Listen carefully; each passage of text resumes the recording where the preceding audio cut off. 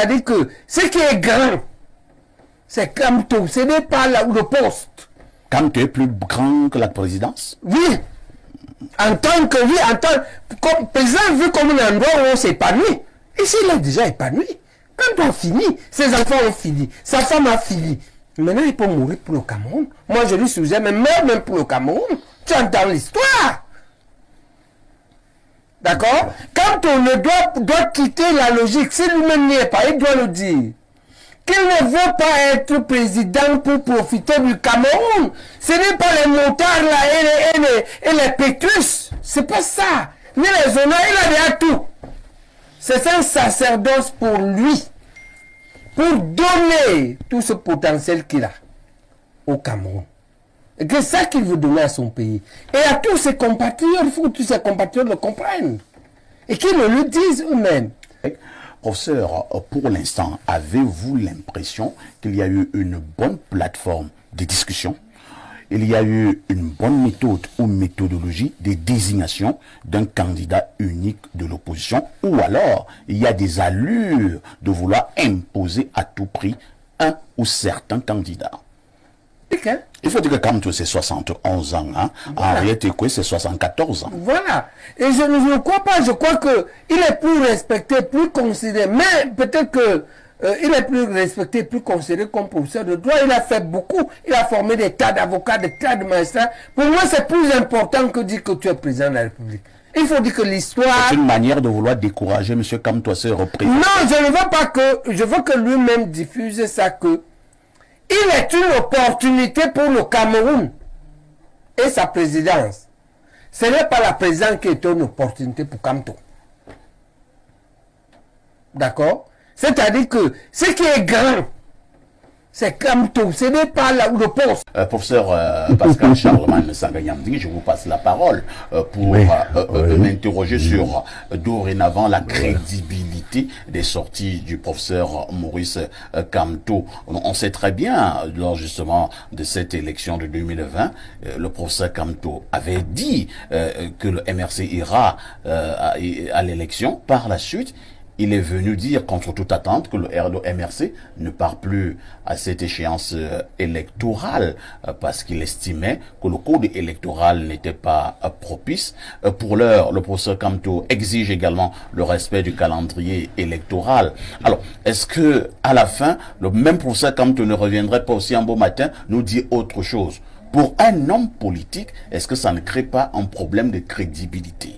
Non, moi je crois que il faut faire très attention quand on est un homme politique de terrain. Ministre Kamto, faites très attention. C'est moi qui vous le dis aujourd'hui, ce dimanche 30 juillet 2023. Monsieur Kamto est très fort politiquement. Ah bon? Alors, comme tout homme politique, il me fait penser à un moment donné à des personnalités comme Chirac, Giscard, qui ont toujours su saisir des opportunités pour rester leaders de leur mouvement. Donnez-moi 30 secondes. Lorsque M. Giscard gagne l'élection présidentielle, il veut mettre le comte d'Ornano à la tête de la mairie de Paris. Alors, Chirac se rend bien compte de cela. Il est premier ministre de Giscard, il démissionne. Pour son seul intérêt, parce qu'il avait compris que, avec l'UDF, l'Union démocratique française qui avait été créée, si on laissait effectivement Giscard prendre la grande mairie de Paris, il y aurait eu un bastion pour que M. Giscard soit reconduit et mette complètement Jacques Chirac au garage. Jacques Chirac a démissionné. Il a créé le RPR, le Rassemblement pour la République. Il s'est sacrifié et finalement il a été président de la République. Moi, je comprends très bien le calcul de M. Kamto. Comme tous les leaders. Prenez Belobouba Maïgari, il contrôle l'UNDP. Moustapha contrôle l'ANDP. Le président Paul Biya, alors, contrairement... d'ailleurs, vous avez vu le conflit entre les présidents Biya et Idjo. C'était un conflit de leadership pour contrôler le parti. Idjo ne voulait pas partir, mais finalement, il est parti. Et M. Kamto, dans sa stratégie, comme tout homme politique avisé, a compris que il ne pouvait pas avoir des élus à côté sans que lui n'ait une légitimité. C'est ça qui a été à l'origine de la mort de Foundi. Est-ce que ce n'est pas ce qu'on appelle aussi l'égoïsme? Ce n'est pas l'égoïsme, c'est la stratégie politique. Et là, je partage la stratégie politique qui tue les militants. Ça tue, vous comprenez qui partage mon opinion selon laquelle les politiciens vous tuez autour de vous. Oui. Vous tuez. Écoutez, je ne veux pas citer mon maître politique, mais je ne peux pas vous citer le nombre de personnes tuées. Moi, par exemple, il a fallu à un moment donné qu'on me tue pour que certaines personnes aussi avancent. Et votre maître politique a accepté que vous soyez tué. C'est un combat. Il peut revenir sur certains points. Mais revenons à Kamto. Oui. Pour moi, en tant que politologue, Kamto, faites attention, c'est un très grand leader. Et je voudrais terminer donc sur ce point, à votre question que vous avez annoncée d'ailleurs. Il dit que il veut, et il prévient qu'il veut que le calendrier soit maintenu. Parce que, vous savez qu'en février 2025, logiquement, si on respecte le calendrier électoral, il devait y avoir le double scrutin des législatives et des municipales. Alors, M. Kamto prévient parce que la Constitution donne le pouvoir au président de la République de pouvoir repousser cela. Et moi, je voudrais vous le dire. Si le président de la République commet l'erreur de repousser cette élection, pour moi, ce que je vais appeler une erreur politique, Paul Biya est très fin, nous allons nous retrouver dans une situation pire qu'en 1992. Regardez, je vous dis. Lorsqu'il y a la première élection... Vous êtes en train de prédire l'apocalypse, là? Non. Si certains caciques l'amènent à le faire, le président se met en danger. Pourquoi? Parce que nous sommes dans la configuration de 92. Vous qui étiez jeune et qui ne regardiez pas les affaires politiques, moi j'avais 25 ans. Mais je vais vous dire ce qui s'est passé. Le président Paul Biya a senti qu'il fallait l'hirondelle qui annonce le printemps. Le 1er mars 1992, il a organisé les premières élections pluralistes législatives. Ça a permis au président de prendre le pôle, de comprendre l'intérêt à avoir à ses côtés Bello Bouba Magari, Augustin Frédéric Korok, Antar Kazagay. Or, les caciques qui veulent l'échec du président Paul Biya en 2025, ou l'échec de celui sur qui le président va porter son choix. Ils viennent maintenant dire au président, non, il faut repousser. Mais il faut qu'on laisse ces élections qui vont nous permettre de prendre le pôle. C'est-à-dire que, si nous nous rendons compte que des nouvelles forces politiques, pour moi, le Sanganyami, et je le pense, ont émergé, que ce soit le MRC, l'UNDP, l'UPC, n'importe quel parti, on pourra donc préparer pour moi les élections présidentielles dans la sérénité et négocier. Entre-temps, professeur, vous venez de dire là que les grands hommes politiques ont souvent des calculs plus ou moins bizarres. Il peut aussi arriver que le président de la République constate que s'il y a effectivement l'élection en février, législative municipale, ce n'est pas à son avantage. Et puisqu'il cherche ce qui est à son avantage, il peut justement repousser. Est-ce qu'on lui fera un procès en étant en politique? Et regardez ce que vous dites. L'avantage du président ne peut être réel que s'il prend le pôle des municipales et des législatives. Moi, j'adore le président de la République. Vous savez, je ne suis pas comme le Michel Doki et j'ai même honte de voir que elles ont soutenu Kamto, elles ont soutenu le MRC et aujourd'hui, elles canadent Kamto et elles canadent le MRC. Enfin, moi, je suis exclu du RDPC. Mais nous sommes habitués à voir cela au Cameroun. Oui, moi, par exemple, je ne peux pas... Si vous avez épousé une femme... Moi, je ne peux pas insulter le RDPC. Et qu'à un moment donné... il y a un désaccord, vous pouvez divorcer. Prenez mon cas, j'ai été chassé du RDPC, mais j'adore le RDPC. Vous adorez le RDPC en fustigeant les dirigeants du RDPC? De la République et non le RDPC. C'est que vous ne comprenez pas. J'ai une maturité politique. Dites-vous quelque chose, monsieur Haïssi. Mais vous passez le temps à exposer les dirigeants du RDPC jamais, sur les plateaux. Je n'ai jamais Est-ce que cela signifie que vous adorez le RDPC? Alors là, ce que vous dites là, vous jouez le jeu de quelques caciques qui ont dit que je les fustige. Vous avez vu que moi, je suis dans une sensibilité qui est toujours dit que mettons en place les idées de rigueur et de modération. Je fustige sur les bandits en col blanc. L'expression bandit en col blanc est du président Paul Biya. Moi, j'adore ce que Paul Biya a amené au RDPC. Je ne peux jamais, comme je vois les Ndoki faire, je ne peux jamais insulter le RDPC. Mais vous insultez ces dirigeants. Les bandits! Les bandits! En insultant les dirigeants du RDPC. Votre consultant va vous aider à mieux me comprendre. Ça signifie que vous ne respectez pas. Je n'ai jamais insulté le RDPC. Mais les bandits, oui. Quand le président Paul Biya dit les bandits en col blanc, je dis oui, il y a les bandits en col blanc. Vous comprenez? Et l'image qu'on a voulu donner de moi, on dit qu'il insulte. Je n'ai cité moi un seul membre du gouvernement ou un militant tout ce que je veux, qui m'oblige à le dire. Moi, j'adore les idéaux du RPC. Vous ne pouvez pas comme font les Ndoki. Quand j'écoute les Ndoki, les Ngepi, j'ai honte. Mais vous avez un problème contre Maître Ndoki? Non, c'est-à-dire que je suis choqué de voir c'est une femme politique qui est libre de ses idées. Écoutez, ce que je veux dire, c'est que quand vous avez été dans un parti politique, lorsque vous avez été aussi soutenu un leader comme ils ont soutenu, donc qui est venu nous dire ici, moi m'a fustigé, que le MSC avait gagné? C'est l'immaturité. Est-ce que vous imaginez donc, un jour qu'elle n'a jamais dit cela, c'est M. Kamto qui l'avait dit. Ça, c'est son problème. Mais je constate quand même que Kanade Kamto, moi je ne peux pas condamner Paul Biya. Je constate qu'elle pousse maintenant sur les idées du MLC. Moi je vous dis, je n'y suis plus au RDPC. Mais j'adore les idées du RDPC. Mais contrairement aux autres, je continue à combattre. Quelqu'un peut vous chasser, vous continuez à l'adorer. Mais c'est normal, vous savez, je suis comme cet enfant qui a une famille politique, votre père peut vous foutre dehors, mais vous restez quand même son fils. Vous comprenez? Je ne suis pas, j'ai une maturité politique qui m'amène, je ne peux jamais insulter le RDPC. Mais vous insultez ses dirigeants.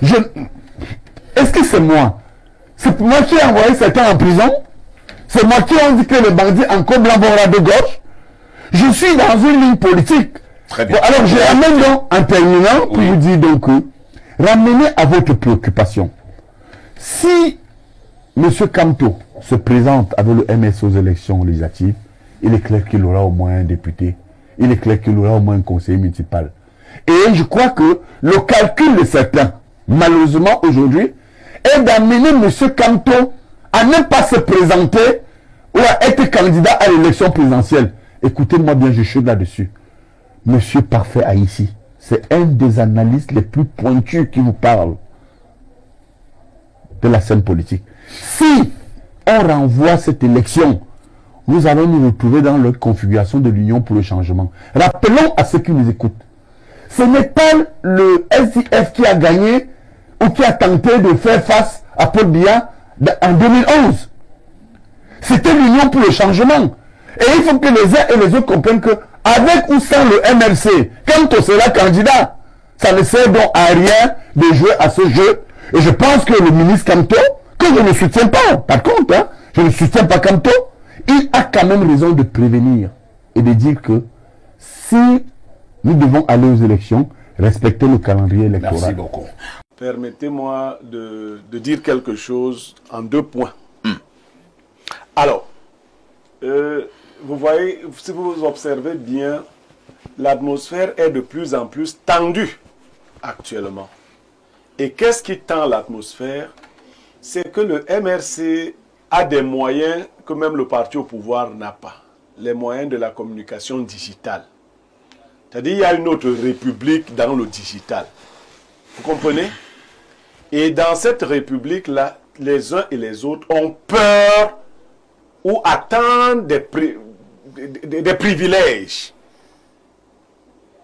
Il y a très peu de personnes qui peuvent dire de manière froide ce qu'elles pensent. Il y a quelques années, le professeur Wahebek le disait, il y avait une élection présidentielle au Cameroun, mais ce n'était pas la première. Il y a eu beaucoup d'autres. Tout à fait. Tout le monde était quasiment sûr, ou bien tout le monde savait quels étaient les partis habilités à présenter les candidats à l'élection présidentielle. L'UPC, comme il vient de le dire, a été sauvé par la nomination d'un sénateur. Ça veut dire que l'UPC, si elle n'avait pas un sénateur nommé, saurait qu'elle ne peut pas présenter de candidat. Non, mais l'UPC n'est pas le MRC. L'UPC n'a pas une armée digitale qui peut faire qu'on commence à débattre sur des questions sur lesquelles on ne devrait pas. Vous comprenez la différence? Les autres partis qui n'ont pas de représentants sont tranquilles. Quand on veut donc nous dire maintenant, là j'en viens, qu'il avait envoyé 2 amis à espionner le SDF, il a dit allez vous faire élire là-bas, on va attendre, comme il nous disait souvent, les NOA venaient ici, nous on sait que quand le MRC va présenter, qui vous a dit? Donc voilà, selon eux, leur plan, mais c'est simple. Un débat à la Cour constitutionnelle tournerait court. La Cour constitutionnelle ne devrait pas refuser que Kamto aille là-bas, que le MRC aille là-bas. La Cour constitutionnelle, il ne suffit pas que je me lève et que je dis je suis député RDPC. À supposer maintenant qu'un parti porte plainte au RDPC et dise que le RDPC, moi je suis enseignant de logique, qu'on porte plainte au RDPC et qu'on dise que le RDPC n'a pas de représentant. Vous pensez que quelle serait la ligne de défense du RDPC? On dit que non, le RDPC ne peut pas investir un candidat parce qu'il n'a pas de représentant. Tu peux faire l'hypothèse d'école. Supposons que tous les députés du RDPC démissionnent. Et qu'on porte plainte au RDPC, ils sont donc à la Cour constitutionnelle. Le RDPC va aller ramasser les dossiers d'investiture de leurs candidats, photo à l'appui. Le RDPC va présenter. Le RDPC va présenter les résultats des scrutins et dire que voici nos candidats à l'élection, voici les résultats des scrutins, et la Cour constitutionnelle va constater que le RDPC a bel et bien. Ça, c'est valable aussi pour le SDF et pour tout le monde. Alors, nous rentrons dans ce même cas d'école. Le MRC ira donc dire que nous avons désormais des députés. Nous en avons 2. La Cour constitutionnelle va dire, je n'ai pas de problème. Apportez-moi juste la preuve que vous avez des élus. Quels sont les... Parce qu'en droit, moi je ne suis pas juriste, on présente des deux. Vous allez souvent, très souvent au tribunal. Vous voyez les gens sortir et déposer les pièces. Les pièces, on va donc demander au MRC de produire simplement des preuves que même ce monsieur qui s'appelle Nietzsche s'appelle réellement Nietzsche, qu'il est député et que le MRC, il est député MRC. Le MRC produira quoi comme document? Sa parole? Vous voyez donc qu'en fait, non, Kamto est très intelligent, à la fois intelligent et malicieux. Ce que Kamto recherche, c'est de mettre la pression pour obtenir un certain nombre de faveurs. Professeur Mathias Eric Ouanangini, votre collègue à Baoyono persiste donc. Le professeur Kamto peut bel et bien être investi par son parti politique, le MRC. C'est faux. Les glossateurs, parce que c'est comme ça qu'on les appelle au plan technique, du MRC sont dans la manipulation, je le répète. Ils ont un objectif qui est un objectif politique. C'est que le professeur Kamto, qui est à l'initiative du boycott de sa formation politique lors des élections législatives et municipales, puisse se présenter à l'élection présidentielle de 2025. Maintenant, l'article 121 du Code électoral prévoit 3 possibilités. Mais la possibilité que le professeur Kamto ne peut pas utiliser, c'est précisément celle d'une candidature directe du MRC à l'élection présidentielle. Et pourquoi? Parce qu'il n'a pas de représentant ni dans les conseils municipaux, ni dans les conseils régionaux, ni à l'Assemblée nationale, ni au Sénat. Maintenant, ils font de la sorcellerie. C'est du famla juridique. Ah bon? Ils font de la sorcellerie, c'est-à-dire ils disent que non. Vous dites que c'est du famla juridique. Je dis que c'est du famla juridique. Ils font de la sorcellerie en disant que être représentant ne signifie pas qu'on ait été élu. Or, nous sommes dans un code électoral. Quand on parle de représentation dans un code électoral, c'est essentiellement par la modalité élective. Il n'y a pas de représentation politique dans le code électoral qui ne passe par la médiation de l'élection. Mais comme ils ne se sont pas présentés, il faut maintenant jouer sur les mots pour dire non, l'article 121 ne dit pas que représenter, c'est avoir été élu. Mais c'est de quelle représentation qu'on parle? On ne parle pas de représentation commerciale. On ne parle pas de représentation judiciaire. On ne parle même pas de représentation diplomatique. Et c'est là où je dis qu'en fait, ils confondent les formes de représentation, et particulièrement le professeur Moïse Timtoué, parce qu'il est privatiste. La représentation en droit public et la représentation en droit privé, c'est 2 choses différentes. Le mandat de droit public est un mandat qui est lié à la plénitude potestatis, c'est-à-dire la pleine puissance qui est associée à la souveraineté. Et un mandat qui est acquis sur la base de la souveraineté n'est pas un mandat aliénable, n'est pas un mandat tangible, n'est pas un mandat transmissible, n'est pas un mandat transférable. Autrement dit, on ne peut pas faire commerce de ce mandat. Comme disait M. Elimbi Lobé, quelqu'un est élu au SDF, on le débauche et on dit qu'on a des élus parce qu'il est venu dans le MRC. Ça, c'est un scandale. Voilà pourquoi je parle de sorcellerie juridique. C'est de l'ivou. L'un de mes informateurs m'a fait comprendre que lorsque le ministre d'État SGPR a reçu la délégation de l'extrême nord, il y avait une absence de taille. J'ai failli dire de poids. Le ministre Ousmane Mey n'était pas de la partie. Le ministre Ousmane Mey n'était pas de la partie. Entre-temps, quand même, quelle est l'analyse que vous portez sur cette confiance que le président de la République pose sur son SGPR?